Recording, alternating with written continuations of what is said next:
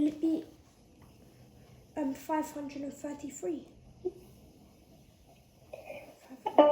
It shouldn't be. So maybe we could just go through the method here. Okay, so what I done, so I'll do it on the board. So Yeah. So I divided 90 and 15 together. So you're doing 90 divided by 15 here. So it goes 5. Then remainder of 5. Where is the 5? It goes into 90. So in the place value, is it 550 or is it 5? 50. 5. So we should have 0 here and then 5 here. Yes. Yeah. Yeah, it goes 0 into 9. Then 5 here. Then we got decimal. Yeah. Oh, then we've got decimal. And then it's gonna go into 1, 2, 3. It goes into remainder 5. It goes into 53 times. Then another, and then it goes recurring. So, sorry, just to kind of check. Where did you get this 5 from? To go into 90, 85. Not quite. Yeah. No, 15.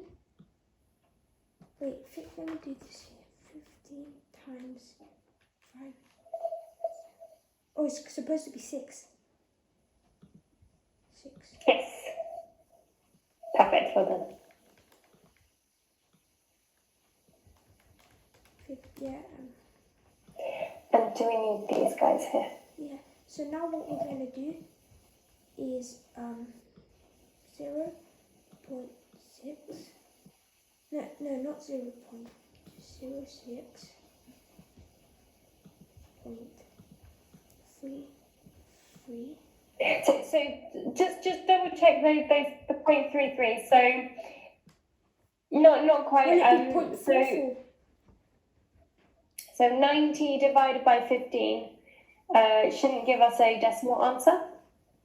Just double check this calculation here. 90 divided by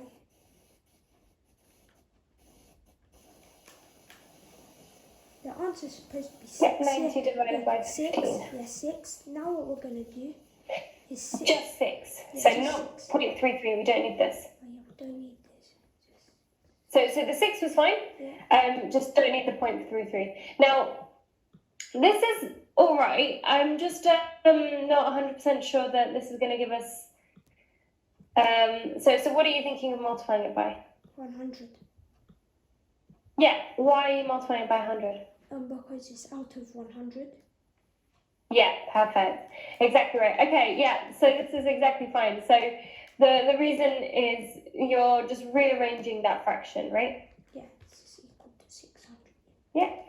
So we had 15% equals 90.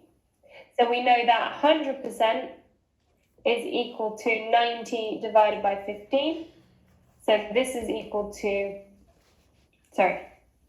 1% is equal to 90 divided by 15, right? Is that kind of what you're thinking?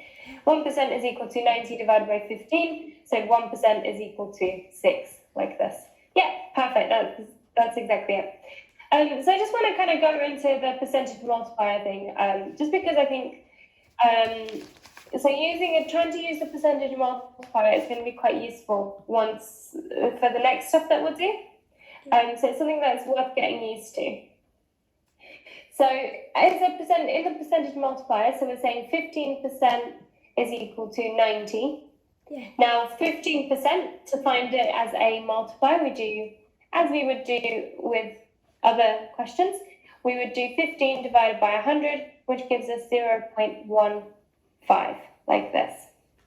Now 0.15, we take 0.15 and we multiply it by,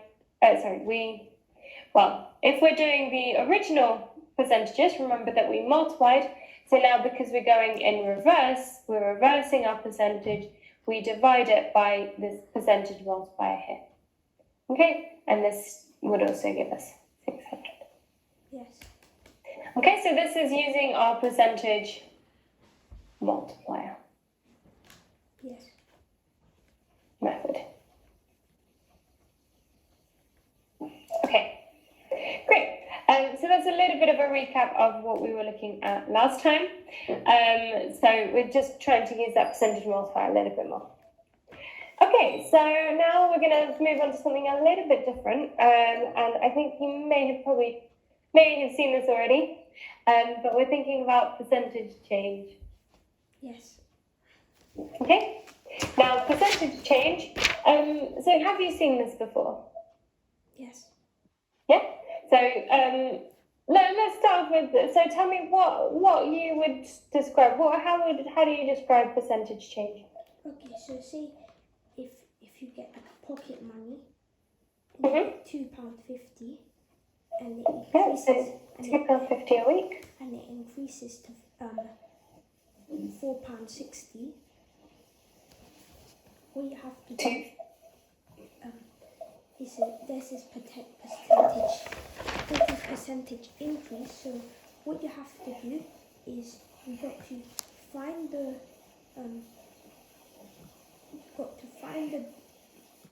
difference. Mhm.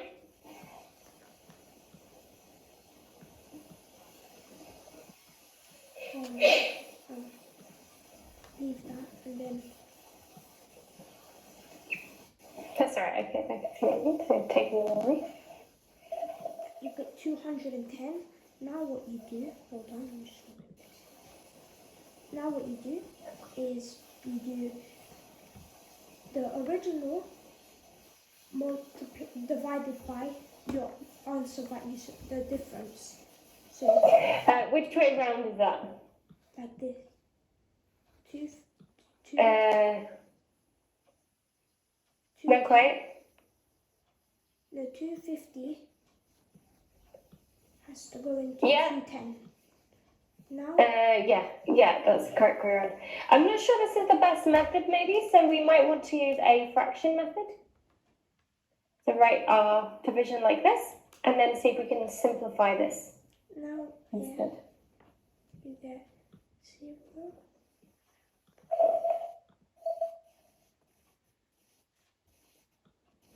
Do you line up your the numbers on top of the bus stop with the decimal point? So decimal point line up there. Yeah.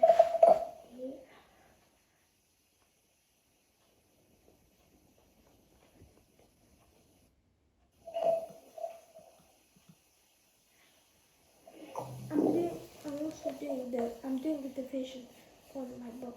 Mm-hmm. So now That's good. now we have to do. Now what we have to do is we have to do this 0.84 Mm-hmm. multiplied by 100. Yeah. Yeah. Do that. Now it will be equal to Yes. 84. Wait.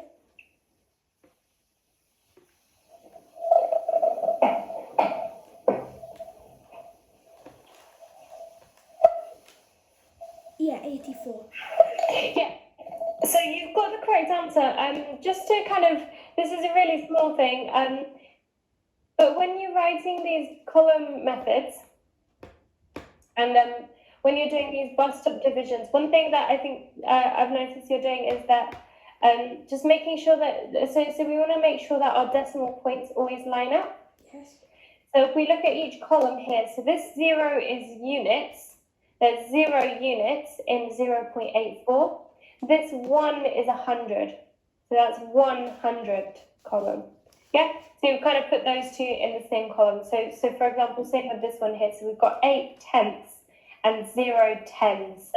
So one thing we can maybe do, so you've got completely the correct answer, but one thing just to maybe improve the way we write these, just to when we start getting a little bit trickier numbers, just making sure that we line everything up correctly. So if we have the decimal place as kind of the benchmark. Yes. Okay, so putting your decimal place first, and then we have a 0.84. So we can multiply them through like this. Okay, so then when we do multiply, we can see where it's going to move to. So it's going to move, kind of the 8's going to move over this way, the 4 is going to move over this way. It makes it a little bit clearer how we get the 84 rather than 0.84 or 8.4 or 804. Okay? Sure. Yeah. Oh, yes. And then same with this one here. So your values are completely correct. Just make sure that you've got your decimal places lined up. So this decimal place here should line up with decimal place here. Yeah. Can we do? Okay. Yeah. Can we do percentage decrease? Decrease? Yeah, absolutely. We've got some questions here. Before we go through the decrease one, there's one question for percentage increase that we'll do, and then we'll go through decrease. Okay. That's okay. This one shouldn't take too long for us. Okay. Okay, so in year 1, we are due to make £300,000 profit. In year 2, we are looking to make £750,000 profit.